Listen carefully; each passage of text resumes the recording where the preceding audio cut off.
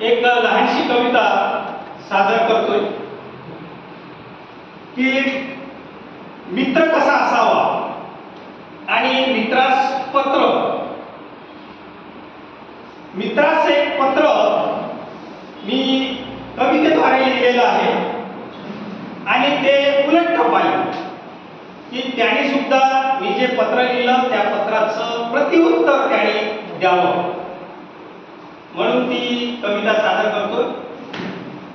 प्रिय मित्रा, तुला सापडलाय खबार.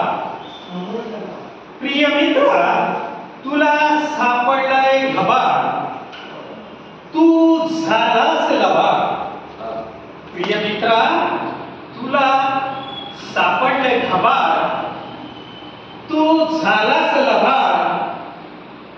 मलाही सापडलं खबार, मलाही सापडलं खबार, पण मी झालो नाही लबाड.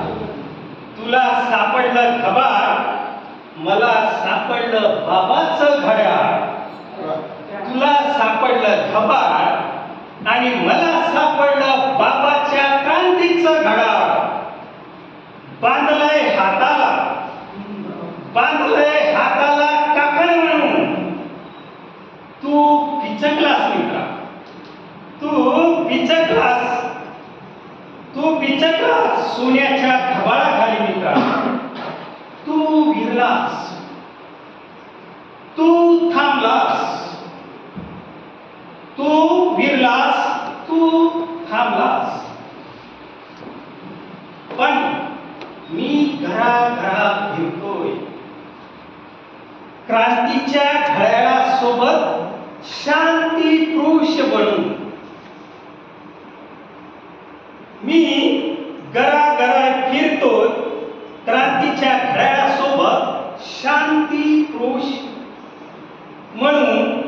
मी धम्म चक्रासोबत, मी धम्म चक्रासोबत 24 आऱ्यांवर अंग टाकले तरीही फाटलो नाही. मी धम्मचक्रासोबत 24 आऱ्यांवर अंग टाकले तरीही फाटलो नाही. मात्र तू सोन्याच्या खबाळाखाली दबलास. मात्र तू सोन्याच्या खबाळाखाली दबलास. पुन्हा त्या मनुवादी झिनाल सिस्टीमचा गुलाम झालास.